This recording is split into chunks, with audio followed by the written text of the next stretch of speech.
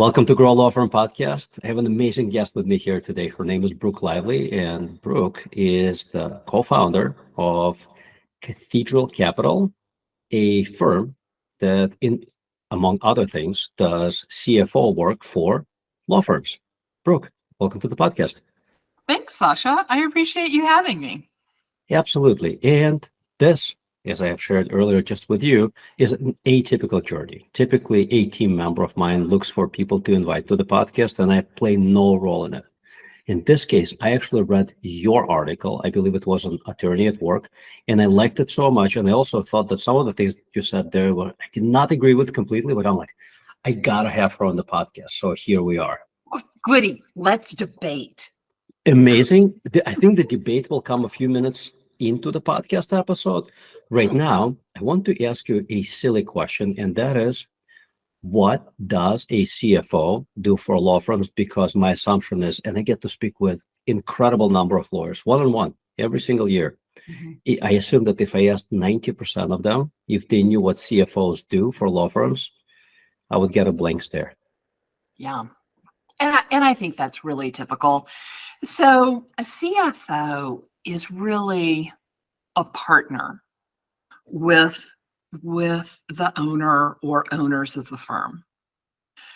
It's someone that helps share the vision of where you want the firm to go and helps you get from where you are now to where you want to be. They do the strategy work that as attorneys may not come naturally to you. They deal with the business side of a law firm in a way that you guys weren't taught how to do. They deal with the math part. I mean, let's face it, Sasha, you go to law school and the math class in law school is what is 1/3 of any number, right? That's law school math. Now, if you take advanced law school math, it is what is 40% of any number, because the assumption is that you've now gone to trial on a contingency case. And I do have a client that if it gets appealed, he goes to 45%. So he's got like PhD level lawyer math. But what we do with your financials is similar to what an attorney does with a brief. An attorney can take a brief and read it and know everything they need to know about a case. As a CFO, we can take your financials and it tells us everything about your firm. And what it really tells us is where we need to dig further. Where are there inefficiencies? Where are things not operating properly? How can we go in and restructure things in such a way that will help us get from here to where you want to go? Super interesting. Let's make it even more practical. So I read in one of your writings that you as a CFO are ultimately focused on helping law firm owners make more money. And it doesn't get any simpler than that. So in practical terms, perhaps using an example, how do you get a law firm or law firm owner from point A to point B? And let's say that point A is like a couple $1 million in revenue and their net pre-tax profit is under 20%. I know I'm using PhD type of method. And funny enough, when you said that, I remember how many lawyers would tell me, I went to law school because I wasn't good at numbers. I've heard that saying. Probably not all of them, but most of them, right? I've interviewed some incredibly number savvy attorneys, law firm owners of this podcast. But a lot of them would tell me exactly that. They're just like, I went to law school because I didn't want to deal with numbers. So from $2 million and sub 20% net profit, meaning that you made less than 20% on that $2 million, which is not a great outcome for a professional service company, right? And let's say that they come to you and they're like, I want to get from 2 million to 4 million, and I want my profitability to increase to, I know you like to work with thirds, so perhaps a third, if that is feasible.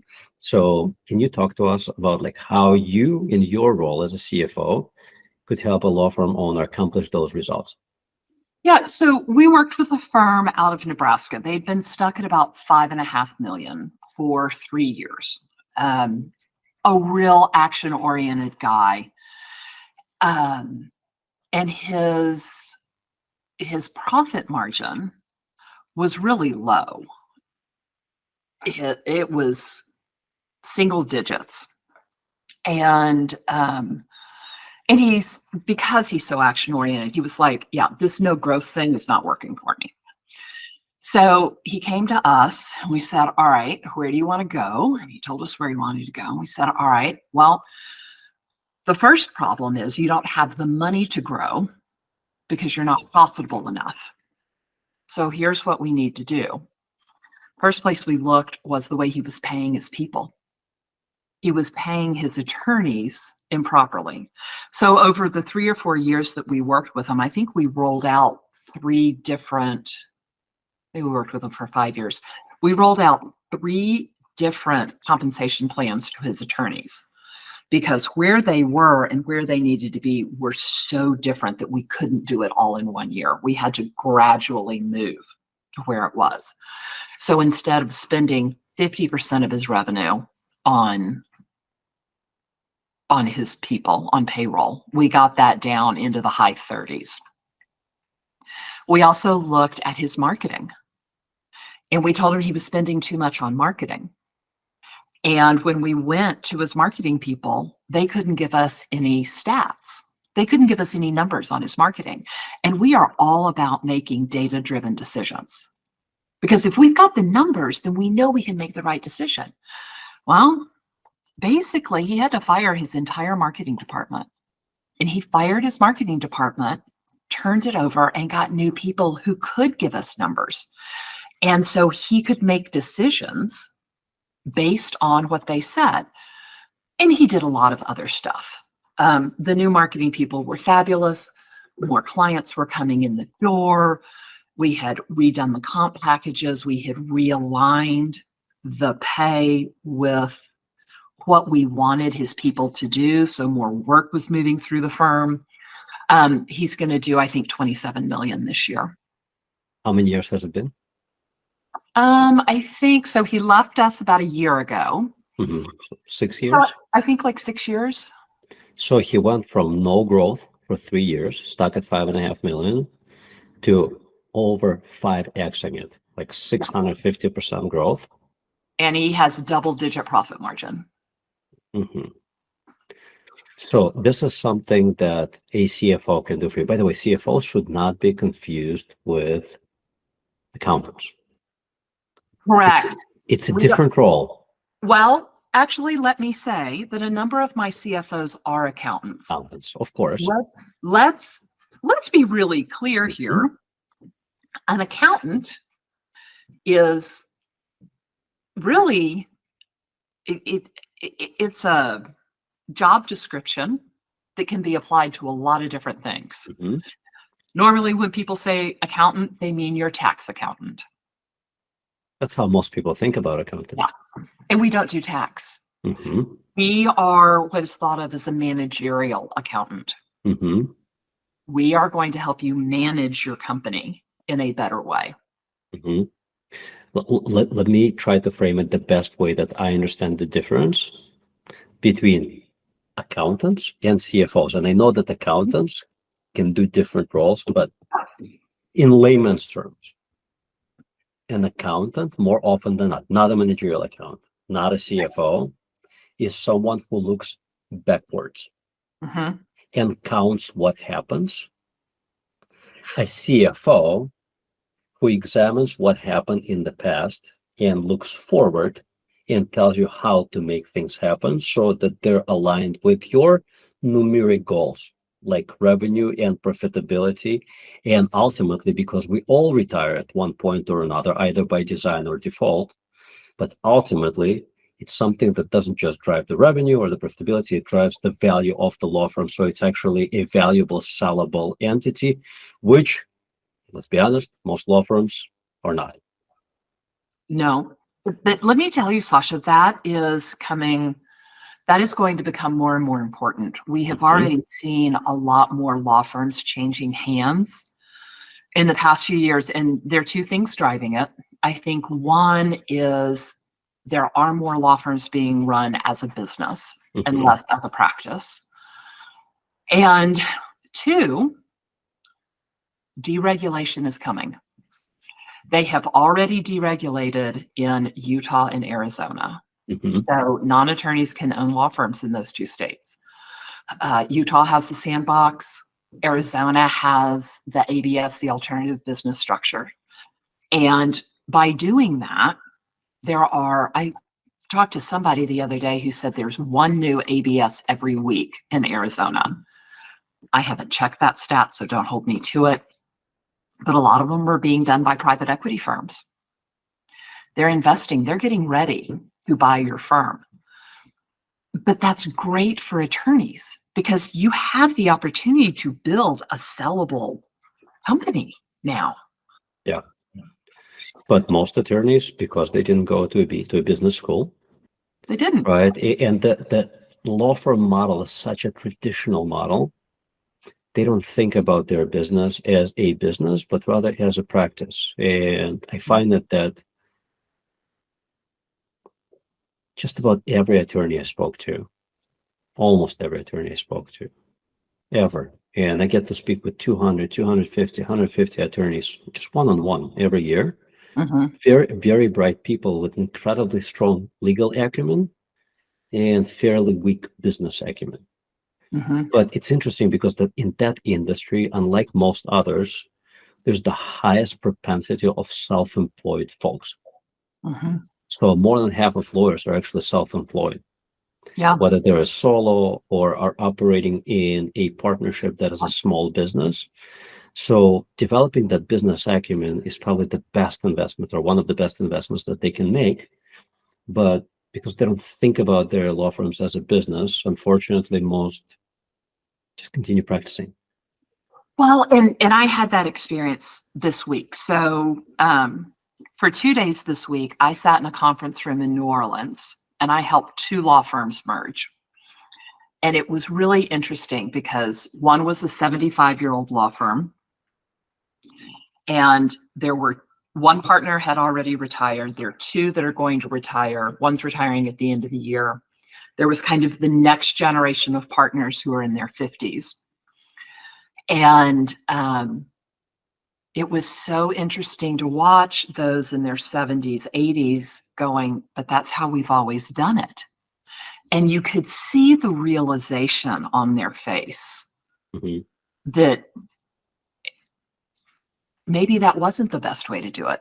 One of Yeah, them said, he's like, I wish I was 30 years younger because this is going to be a fun way to run a firm. yeah, And for the sure. guys in their 50s were like, okay, this is awesome. Now, are they going to learn all the business stuff? No, they're doing what so many attorneys can do in that they're bringing in experts on a fractional basis to give them the advice and the help that they need. Yeah, And it's serving them very well. yeah. I want to explore the subject of private equity firms rolling into the legal field, which is now happening very slowly, but at some point it will definitely pick up steam, Mhm. as it has happened in some other industries. Yes. So just to start talking about this topic because it's so incredibly important, maybe not in the near term, but in the long term, if you are a younger partner Mhm. or a principal or whatever, or you're looking to start your own firm because you've been working for somebody else for 15 years and you want to branch out on your own, the subject of private equity is very important because once there's big money coming into the industry, what they will do is they will roll up your businesses, meaning they will buy a whole bunch of small law firms. If you are valuable, if you're not valuable, they're not going to buy you. But once they do buy a whole bunch of valuable law firms and roll them under one name, their power to bring in business will demolish whatever you had going. You will be left like picking up the little scraps that will still be available, and it's going to be really hard going. We've seen that in the world of healthcare, where Mhm. 30 years ago there were a lot of private practitioners, and today most of them are hospitalists. Right. Isn't they couldn't compete anymore. For them to make more money, they had to close their business and go work at the hospital. How many ads have you seen or gotten for companies like Mint Dental? Do Mhm. you have that around where you live? We don't, but I know exactly what you're talking about. Yeah, the dental industry got deregulated. Yeah, And so, in Texas, it's hard to find a dentist that isn't with Mint Dental. interesting. Um, the veterinary industry Hmm. has done that. And Yeah. I think there are a lot of lessons that we can learn in the legal industry about what to and not to do. Hmm. And I think we should be watching Arizona for that. But you're absolutely right.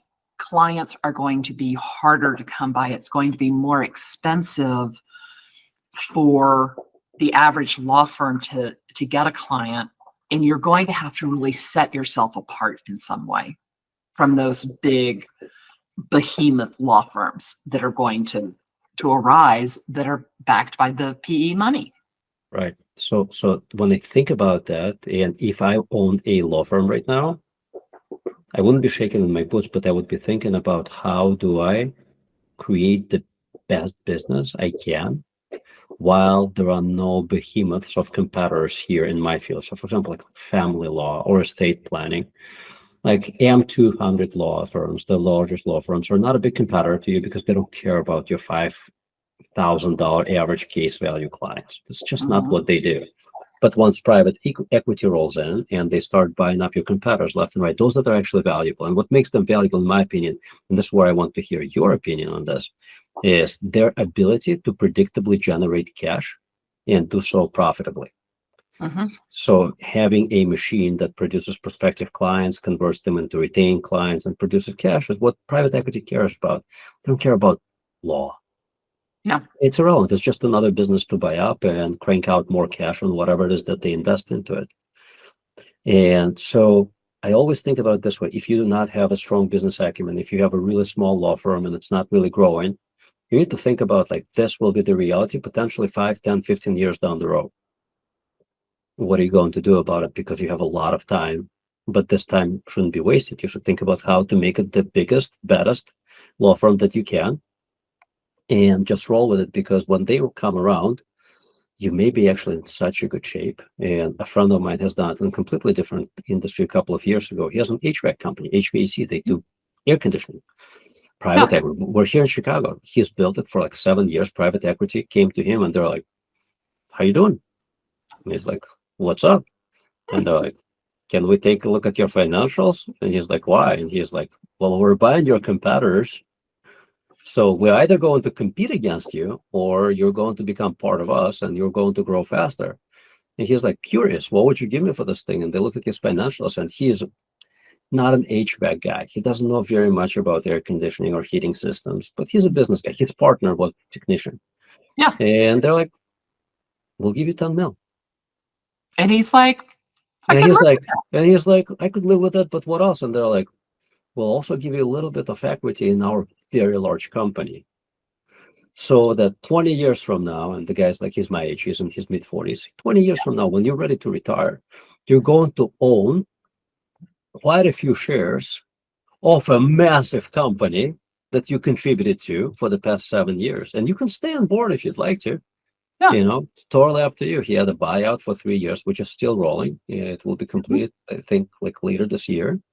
And he's welcome to be the CEO of the company that he sold them, because that's what he's been for the past now 10 years.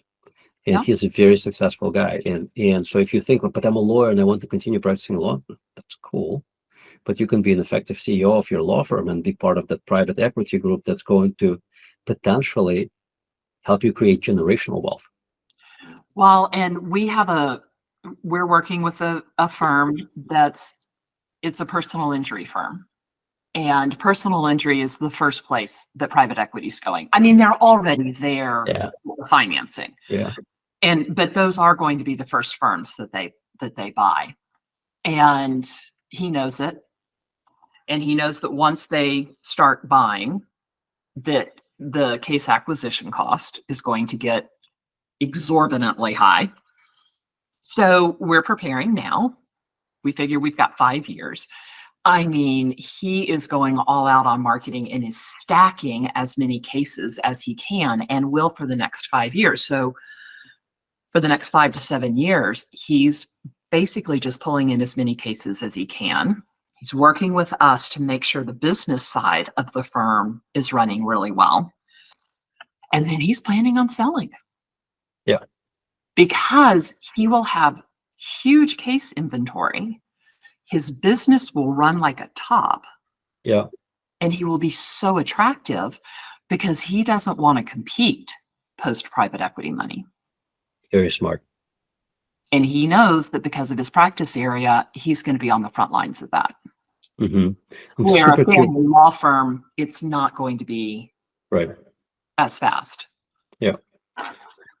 I'm very curious because I am a marketer and this is what we do. You said he went all in on marketing, which leads to substantially swollen pipeline of cases. Mm-hmm. What does he invest as a percentage of his revenue into acquiring those cases? So he, you're going to die when I say this because I'm ready. The heart attack is coming. he has never really done any marketing in the past.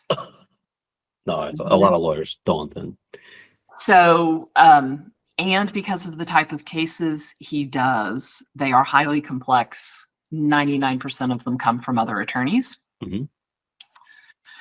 And he spent a whopping 5% this year, which was a huge increase for him. We're looking at 10% next year, which I know you're going, that's nothing. However, for him, it is Big jump. It is big money. Yeah. And we're thinking about, or he's probably thinking about it this way. If he is the magnet for all of those complex cases, what value is that to private equity? And he's not the only magnet. He's not the only magnet. That's the other thing that he's done is he is teaching and training and building out the bench. So it's not just about him. Got it. But, the conversation was, okay, if I put an extra $1 million in marketing this year, what can we accomplish? Mm-hmm. What can he accomplish with an extra $1 million? This is a huge number for most of our listeners. For small law firm owners, they'll be like, $1 million into marketing. And that's what's going to get him to the 10%. I got that. And his firm is also growing hugely. But part of the reason he can do it is he's got a big settlement that's coming in this year. And we know that settlement's coming in. And he's had some other good ones. So, he does some things that are great that we encourage people to do. He has set aside enough money at home to get him to make him feel secure and make his wife and family feel secure for a period of time. Because let's face it, PI attorneys are giant gamblers. So yeah, but those are educated gambles, right? So they know they are educated, but it's still a gamble. And their spouses aren't always as big a gambler as they are. I haven't thought about it. Yeah. So we've taken money off the table there. So the family feels secure. And then we've taken more money off the table to fund the operations of the firm for the next year, right? We've got that sitting in the bank. And then there's some more money. So he's like, okay, out of that leftover money, what if we took $1 million? And not sure how it's going to be spent yet, but he's working on that with his marketing team. What does it look like? What will the return be? And of course, we're leaning over their shoulder going, show me the data. Yeah. Because we like it. I don't want to flush $1 million. There are a lot of marketing initiatives that can be undertaken that will have no data backing it up. So like you cannot build a business case for a lot of social media advertising. It's just brand awareness. Like, how do you measure impact of brand awareness? You can't. And that's fine. But line item out, we're putting this much into brand awareness. Yeah. Okay, great. And this is why I'm in love with what we do. And this is not a plug for my company, but this is the reason why I got into search marketing, because search marketing is incredibly, or it can be, incredibly transparent. It's like the shortest path between 2 points is a straight line, and search marketing is exactly that. So if you have a prospect who is looking for a lawyer who will do a malpractice suit on their behalf or on behalf of their family, and they find you through Google, there's very little ambiguity in that prospect coming to you through Google. You will see how your marketing and advertising dollars are coming back in signed, retained, or letters. Absolutely. But 10%, this is like what surprised me, or it doesn't surprise me. I know a lot of lawyers actually do not spend money on marketing or underinvest in marketing. I know you're a big fan of books, and you want to share a couple of books that or references in books. And I just that I just finished reading. This is my new reference book. It's called The King of Growth. I had the author of this book on my podcast some time ago, Lewis Scott. So his firm currently, as of the time of the podcast, which was a couple months ago, does $40 million in revenue, and it's growing by leaps and bounds on a quarterly basis. And he outlined the formula in his book, and he's like, man, we invest 25% of our revenue into marketing. And most people will choke on that number and be like, 25%? Are you insane? He's like, well, it all depends on how much growth you want to have. Right? If you want to grow like most others, you will invest like single-digit percentage or none and hope to grow organically, or maybe like 10%, 12%, but it would be low. If you really want to grow and create a sizable, like 8-figure law firm, he's like, this is what we've done. And they opened a side business because neither him nor his partner practice law anymore, because they have so many people working for them. They're like, wouldn't it be fun to coach other lawyers how to do this? So they started a consulting group for other lawyers where they're like, here's what you do. We'll show you within 3 years just how much you're like, the growth will blow your mind. Yeah. But it requires a bit of courage.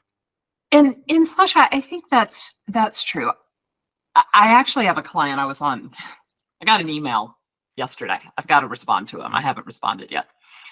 That said, oh my gosh, I just listened to you on whatever podcast, and you said that people shouldn't spend more than 10%. That law firms shouldn't spend.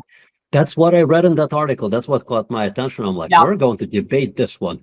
And he's like, I spend more than that. Like, does that apply to all law firms? And he is a personal injury firm. And, was like, what are you talking about? When I put those percentages down, they're a starting point, right? Everything needs to be customized. Is it appropriate to only spend 10%? And you are absolutely right when you're talking about Luis and what he's doing and his 25% growth, or his 25% spend to get that big growth. If you are making a reasoned decision to spend more than that, if you are looking at where you are spending money other places, and you are willing to reinvest money, take money out of your pocket. So instead of getting a 30% profit margin, you're willing to take, a 15% profit margin and put that other 15% back into marketing to get to your 25%, to grow the firm and do this on a short-term basis, on a, for the next 3 years, we're going to grow this so that we get to this level. And then we can back off, because 30% at this level is way more than 30% at this level. So I'm willing to take the hit now rather than take the hit there. That's fine. But, that 10% is kind of the status quo. It's not a heavily aggressive growing number. Well, there's nothing left for us to debate now. Okay. But that's what I read in the article. I'm like, look, 10%? No. I know there was like a little caveat underneath it. Like, if you want to grow faster, but like I always, all lawyers are in the bucket of professional service providers. And I'm looking at like, you're looking at marketing investment as a client acquisition cost or investment into acquiring clients. And because we work with so many different firms, we know that it will cost you between 10 and 25% to get a client through search. And the variable there is your location, meaning how competitive that geographical market is, and your average case value. That's it. So if you do PI in Miami, it's going to cost you a lot more money to get a client than if you do estate planning in Boise. And that's true. And we just want to be looking at how can we optimize. At what point are we getting more clients? Are we getting clients at, I'm going to totally make up a number, $7 a client versus $12 a client? And if we redirected some money from the $12 option to the $7 option, which I know are totally unrealistic numbers, but I'm just throwing them out, then why wouldn't we do that? Of course. Unless we've hit the maximum number that we can get on the $7 option. What I don't like are the people that just throw money at marketing with no plan, and they don't know how much they're spending, and they're spending 30% and they have no clue. And then they come and they whine to me that they're not making any money. Well, no, because you're spending 30 or 40% to get the case, and then you're spending 50% on your people to work the case. So now we're at 90%. Right. Seen that. And you got to run you got to pay your rent and your phone bill and all of that. Yeah, you're going to starve to death. Yeah, I always think about it this way: no plan, and from the marketing side, no transparency and no accountability equals disaster. Yes, absolutely. You know, I'm perfectly happy for our clients to try something new and to spend the money and to do it. But I want to know, what's the plan? We're going to spend this and it's going to return. What is the anticipated return? So I had a client in Florida, and she did some TV commercials, family law. And this was, I don't know, 6-8 years ago. And it was $5,000 a month. And I said, okay, local cable. As you're looking at me like, how is it that cheap? No, not 5,000, 10,000 a month. And I was like, all right, what's the return? And she's like, well, we should be getting this many calls. They have to see it X number of times. We should be getting, like 3 calls in the first month and this many calls in the second month and this many calls in the third month. I'm like, okay, if we're not at that third month number, we're cutting it off, because that's, what they've committed to. Well, at the end of month 3, we have had 2 people come in for paid consultations for a whopping $600. And we spent $30,000 to get $600 in revenue. I'm like, not working. We had an agreement, 3 months.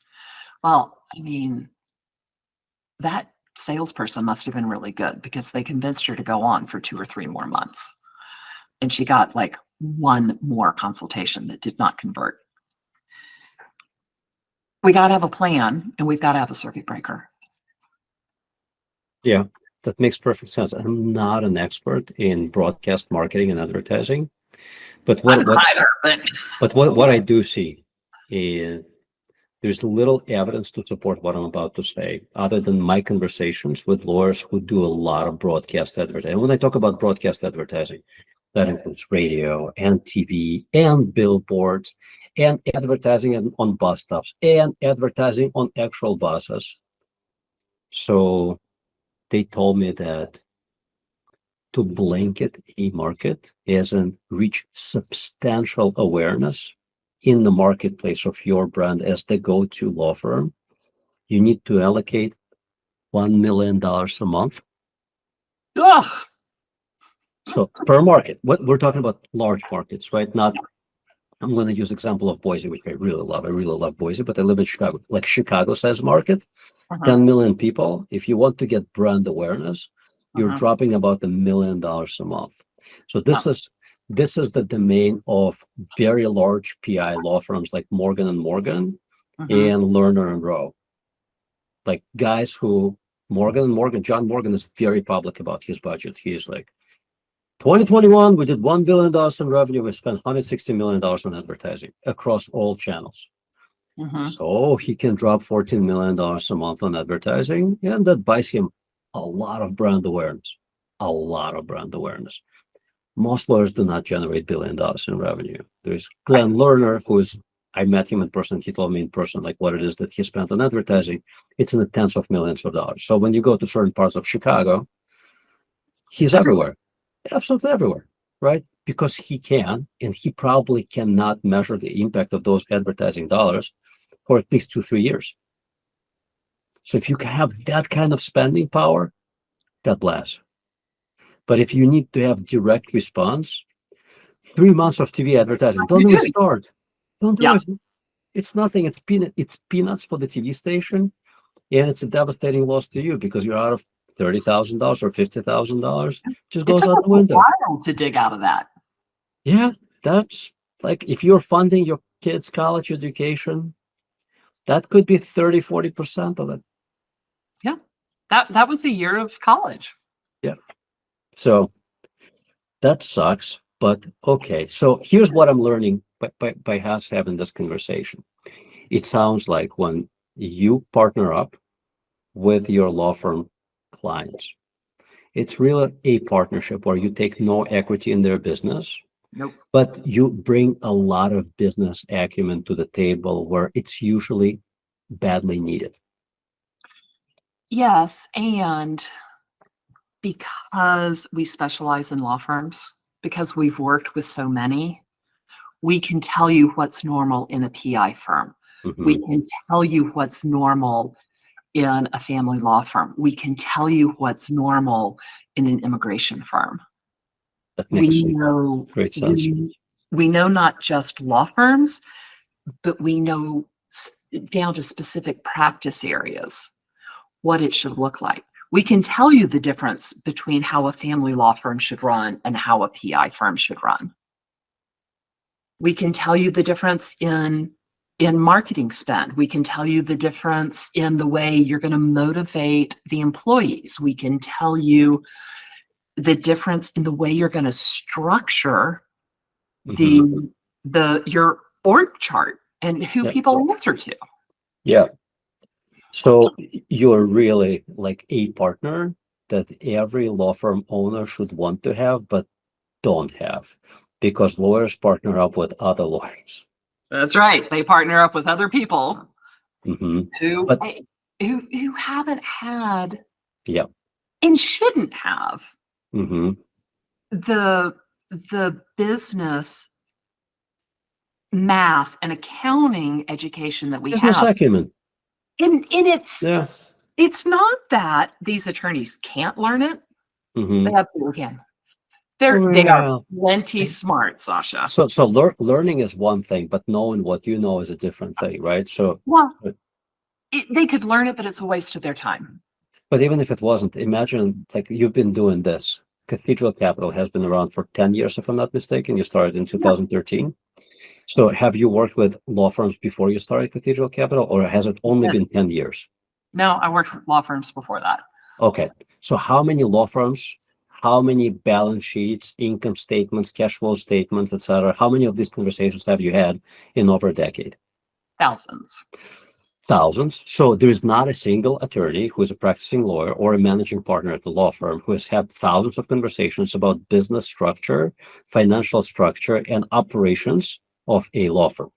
It doesn't exist. So just learning what you know is one thing, but having the experience and that level of expertise is a completely different thing. That's why when I think about like, I do not know what your services cost. I assume that it's substantial, but the ROI The should be like ROI. mind blowing. For the guy who went from 5.5 million to 27 million in 6 years, the ROI is probably in the tens of thousands of percent or hundreds of thousands of percent, I assume.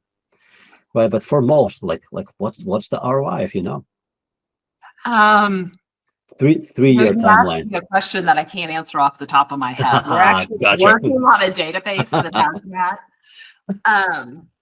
But it is worthwhile.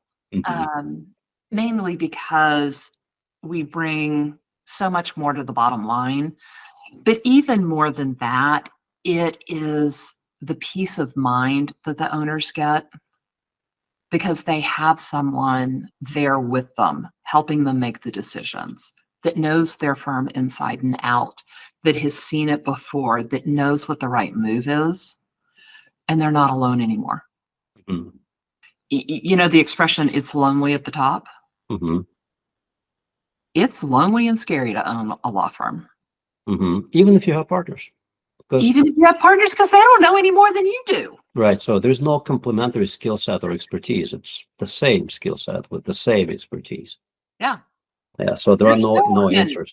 you're still looking at a balance sheet going, I don't know what this is telling me. Mhm. I sat in a room with, a 55-year attorney this week, and he told me he didn't understand his balance sheet. Yeah. How big is his firm? They'll do, I don't know, 8 figures next year. Those balance sheets can get pretty complicated. So, I mean, what we were talking about wasn't complicated. I know. But Um, but he didn't, and it's not his fault. yeah, that's why, ladies and gentlemen, you need to get a very, very business-minded expert CFO who is going to be your non-equity partner at your table virtually, who will be helping you make much better decisions so that your financial future and your retirement and potentially generational wealth looks very different. How do people connect with you? I think the best way is our website. Go Mhm. to cathcap.com, cathcap.com. You can learn more about us.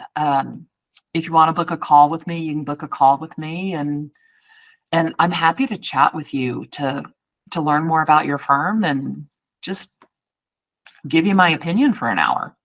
What are the right 2, 3 questions that law firm owners should start off by asking you, or should start off conversations with you by? So the first question I always ask is, No, what what made you make this appointment? what no no no what questions should they ask you? Because I think that most of us are not qualified to hire other professionals because we do not actually know what the right questions are to ask. So what questions should they be asking you? What questions should they be asking me? I think it is much more about, that's a hard one. The question I get asked a lot is, what are we going to do first? What are we going to attack? What's the plan? And I can't answer that question because Mhm. we customize it for every client. We're not a program where we're going to do this in the first Mhm. month, this in the second month, and this in the third month, Yep. because you may not need that. You Yep. may need something else. But I think more than anything, it's, do you have experience working with law firms, with my kind of law firm? And it's also, do you feel comfortable with that person? Because as one of my first clients said, he's like, I'm going to have to show you my underwear drawer. And I'm like, um, Yep. Dan, I don't get what you're saying.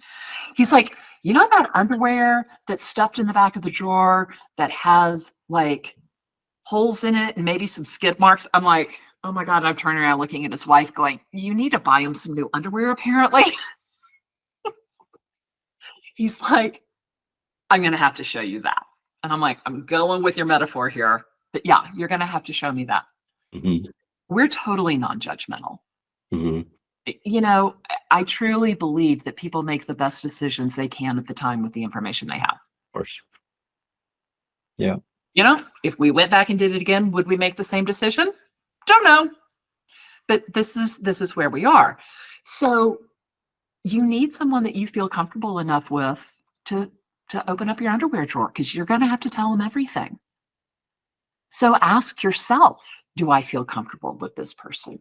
Do they know my practice area? Will they be a good partner with me? And Yeah. how much support are they going to give me? Are they going to give me the support I need? Or are they trying to sell me something? Are they trying to fit me into their box?